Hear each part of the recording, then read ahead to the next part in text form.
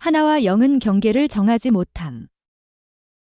숫자상으로는 0과 하나와는 다른 위치를 가지고 있지만 실제에 있어서는 동일점을 이탈하지 못하는 공통선분 위의 존재다. 그러므로 실제상으로는 일경이라고 할 수 있는 정점의 존재들이다. 일경이일 절대치 수로 기본수며 유의 기본존재다. 0 무한무의 절대치수이면서 유의 무한소수의 중간존재다. 그러므로 문제되는 바는 나 한 자체가 중요한 문제인데 나는 지금 어디서부터 기준을 잡을 것인가? 그것은 각자의 자유에 맡기기로 하자. 즉 하나에서 시작하였으면 그 하나가 가지고 있는 존재의 실제 가치 값을 전부 인식해야만 되지 않겠는가 하는 것이 선결 문제다. 즉 무한대와 무한소의 문제보다도 그 중간 자체인 하나의 존재의 규정에 큰 어려운 문제에 도달하게 되는 난관봉착이라 하지 않을 수 없는 것이다. 이 하나 되는 자아를 알려면 무한대에 대한 위치부터 무한소의 위치가 가지고 있는 중간 존재에 대한 전부를 알아야만 자기에 대한 확실한 규정을 할 수 있다.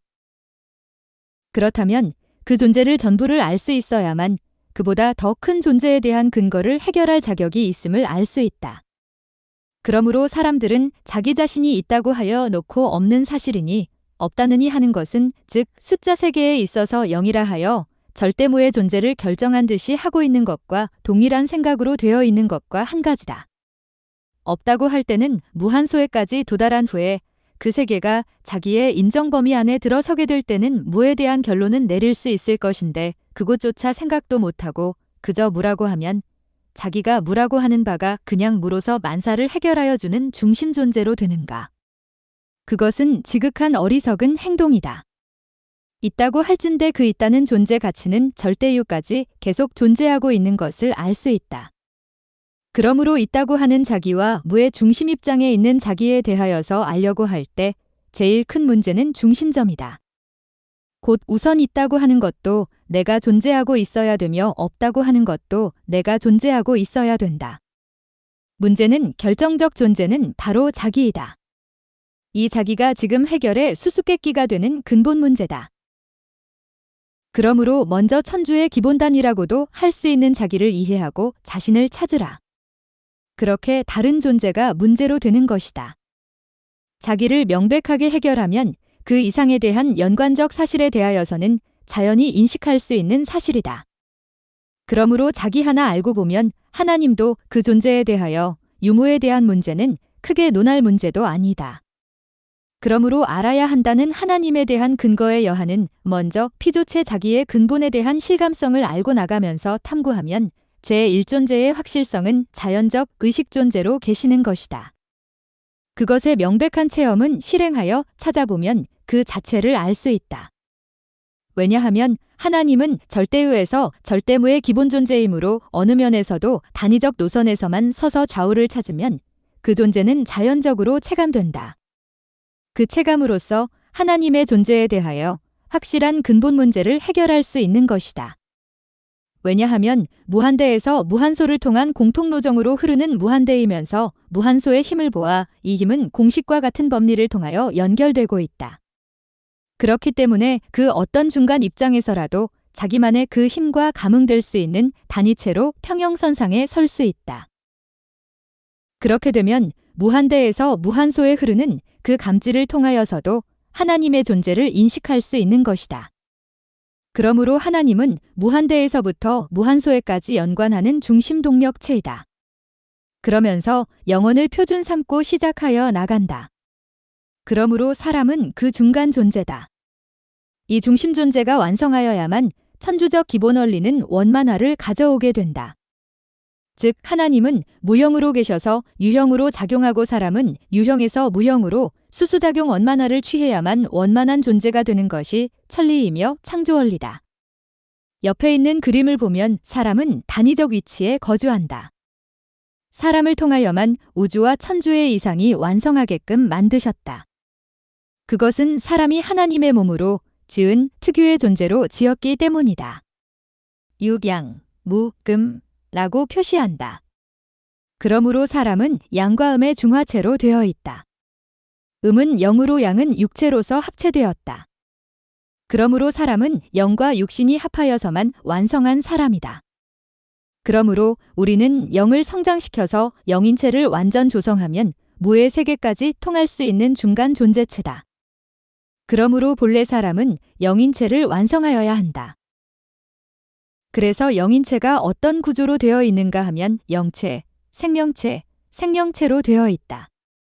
그러면 육신에는 육체와 육심이 있는 것과 마찬가지로 영인체에는 생심을 중심하고 영체를 더불어 번식할 수 있는 기본 터를 이루며 성장하여서 생명체로 나간다.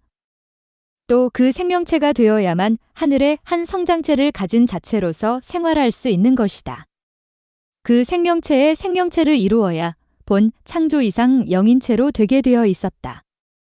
그런데 지금까지 타락하고 보니 인간들은 영체의 근본되는 생심이 살아있는 존재가 적을 만큼 타락되었다. 이 인간을 영체를 구성시켜서 성장하여 생명체까지를 목적하고 역사하신 것이다. 예수 그리스도의 하고자 하는 것도 역시 믿음과 신앙생활을 배양하는 것이 목적이었다. 그러므로 예수 오셔서 생명체까지 완성하고자 하였다. 그러나 전 인간은 주인공부터 시작하여 모두가 불신하니 미완성하게 되어 생명체급까지 전 인간을 성장시켜야 할 책임적 사명이 부여된 경우다. 그 후 생명체는 완성체인데 재림시부터 시작하고자 하는 것이 목적으로 남아있다. 그러므로 사람은 타락하지 아니하였으면 육신의 완성과 함께 하나님의 사랑을 중심하고 생심은 그본 노정으로 영인체 구성을 같은 때에 병합하여 완성으로 나갈 작정이었다.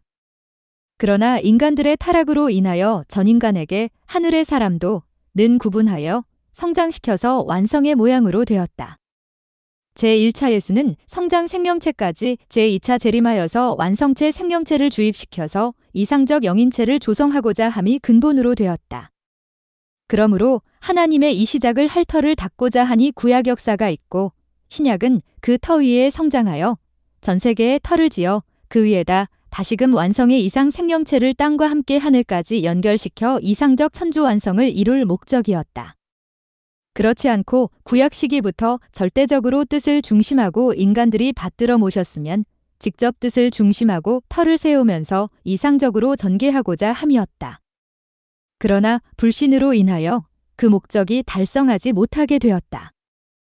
그러므로 예수님의 요구와 구원 요구가 남아지게 되었다. 그러므로 하나님의 구원 섭리는 사람을 찾아서 이상적 영인체를 도로 회귀하여 본래의 창조 이상을 성사하고자 합니다.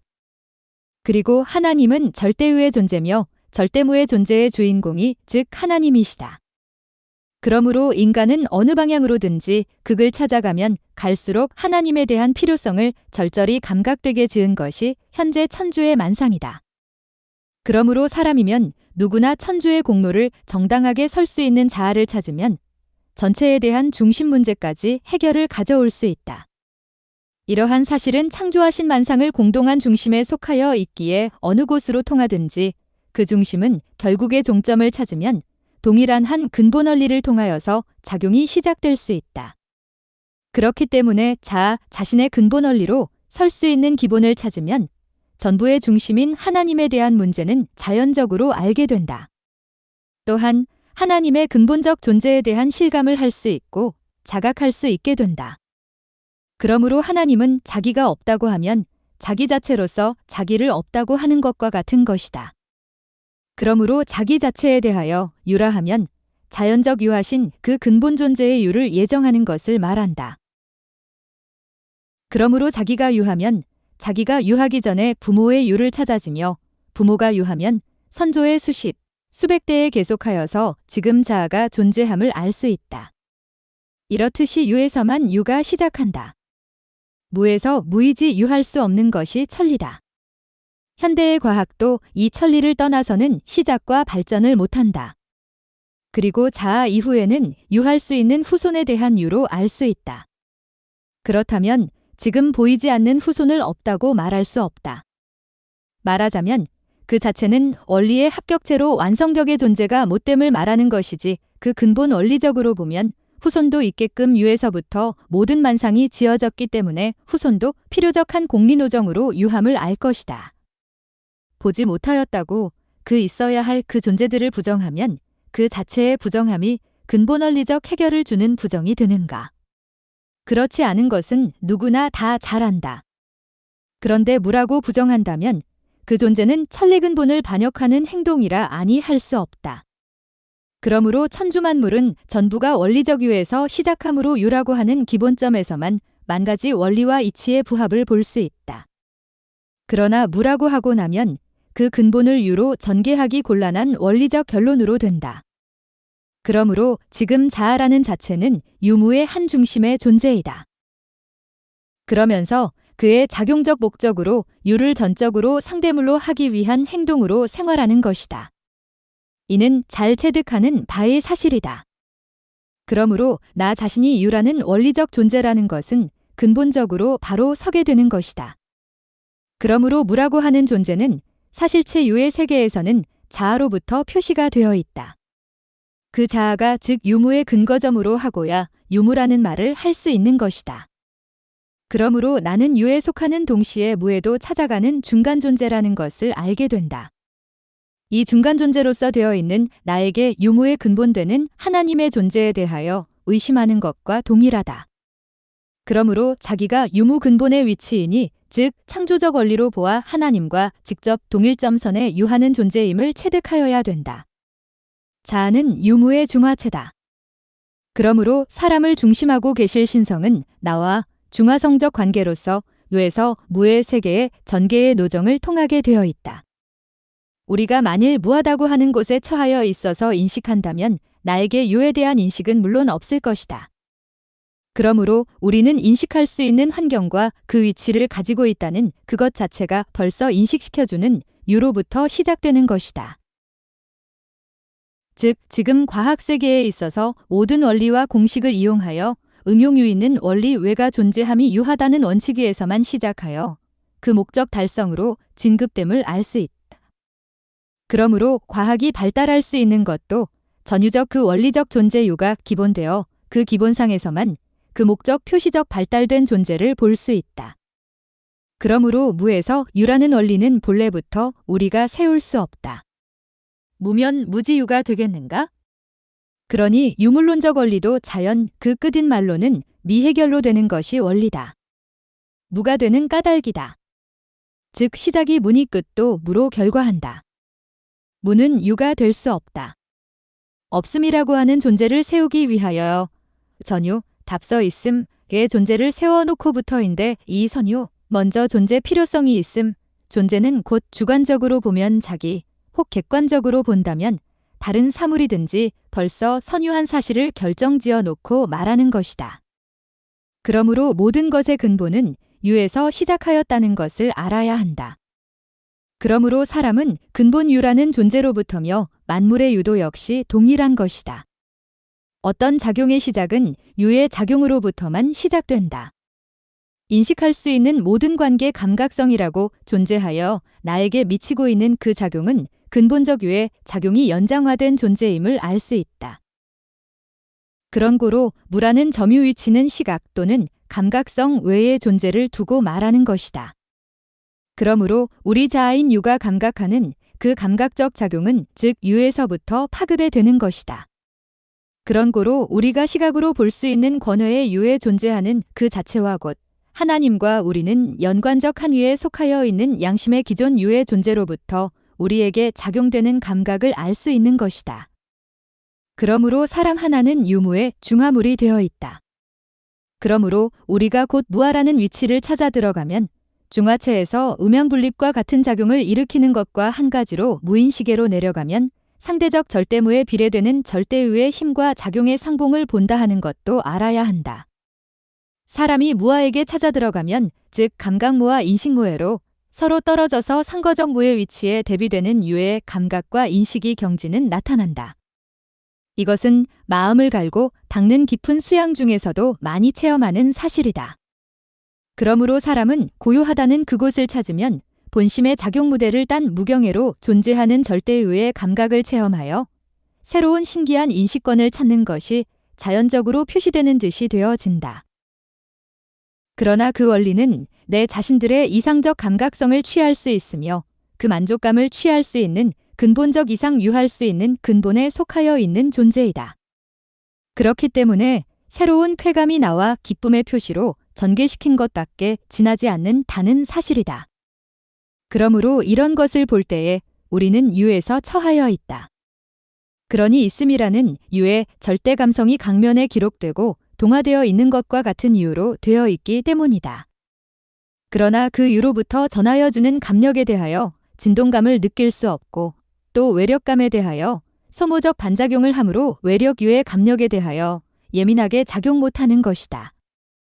그러므로 우리 수양이나 기도가 그곳에 미치게 되는 외부 감각에 대비하여 진동할 수 있는 대응의 존재의 위치를 취하고자 하는 바가 원리로 되어 있다. 그러기에 무의 경지인 고요한 곳이 요구된다. 그러므로 누구나 하나님에 계시다면 무아의 경지에 찾아 들어가면 초자연 감력 절대유의 경지가 있다는 것을 몸소 체험한다. 그것은 즉 하나님이 계시다는 것을 아는 동시에 그 근본 유의 작용과 합치한 점에 내가 서게 되면 내 자체에는 초자연 작용의 감력과 실감이 내 현자와 연결됨을 알 수 있다. 그런 고로 불교의 무아경이라고 하여 찾은 것도 일리도 어찌 보면 있는 것이다. 그러므로 과학세계의 공리나 공식 같은 것도 간접적으로 그 자체를 접하게 하는 것과 같은 바로 되는 것을 알아야 한다. 그러므로 이와 같이 된 것은 타락성을 물려받은 인간이므로 이것이 요구되게 되었다. 그러므로 양심과 생심의 기본은 하나님이니 하나님이 만물의 절대 단위의 근본이면서 원리의 중심이며 근본이며 모든 만상의 단위체 중심이니 이 중심점인 하나님과 직접 통하게 되면 만물 이 절대 단위 내에서 지배받고 존재함으로 생심의 성장체인 영인체를 가지는 것이다. 그러면 그 단위를 직접 소유한 것과 같은 것이 되고 그 단위는 절대 단위 하나님의 단위의 한 부분적 기본으로 되어 있다. 그렇기 때문에 사람은 만물의 모든 근본을 알 수 있는 곳으로 전개시킬 수 있는 존재가 된다. 그러므로 도가 통한다고 하는 것이 이러한 근본 사람의 창조 본경을 체득할 때에 느끼는 체험이다. 이상이나 이치도 꿈속의 사람이 미래의 일을 미리 알 수 있게 되는 것도 외부의 힘을 느끼면 내부의 느낌을 제대로 느낄 수가 없어서 수면 중에 나타나는 것이다. 그리고 외부의 힘을 느낄 수 없는 꿈속에서 외부 자극이 없는 본성을 통하여 작성되어 미래의 사실을 미리 아는 것이다. 그리고 사람은 실체유의 세계에서 무형의 세계로 연결을 가져야만 되게 지음을 받았다. 그래서 유의 끝은 무요 무의 끝은 유다. 그리하여 자체들은 같은 하나의 통로를 갖고 있다. 예를 들면 우리 혈관을 보면 동맥만을 찾아보겠고 심장에서부터 점점 작아져 모세혈관까지 뻗어 있다. 끝은 없어지는 정도를 향하여 세분화되어진다. 그렇다고 해서 모세혈관이 사라지는 것이 아니고 끝은 딴 통로인 반대작용 길인 노정으로 통하여 근본으로 돌아간다. 그리하여 한 작용체를 구성하는 것과 같이 하나님도 역시 이 표시와 같은 것이다. 혈관이 작아진다고 하여서 없어진다고 결론 짓는 것과 같은 행동의 사람들이 유무의 결론을 말하는 것과 동일하다. 그러므로 끝부분, 그 자체는 중화의 점이다. 혈관도 모세혈관에서 돌아오는 정맥 부분이 있어서 만원만하게 돌지 않는가. 그와 마찬가지로 동맥을 유라하는 것과 정맥을 무라하는 결론적 사실을 체득할 수 있다. 그런 고로 유무는 하나 유에서 시작한다. 그러므로 하나님은 유무의 근본체이다. 영은 유에서 무에로 통할 수 있는 자체다. 그러므로 영은 유라고 하는 감각범위 내 존재에 속하지 않고 감각 외 범위에 속하여 유의 권위까지 자유로이 통할 수 있는 특유한 존재다. 이 성품이 즉 하나님이 부여하여 준 특이한 성품이다. 즉 하나님의 성품이다. 그러니 우리 이상세계는 참자유 세계이다. 즉 거리 지배를 받지 않는 세계며 공간의 지배도 받지 않으며 시간의 지배도 없는 세계다. 그저 생각과 동시에 결과가 현실로 나타나는 현립되는 자유의 상세계다. 이 세계가 하나님을 중심한 세계다.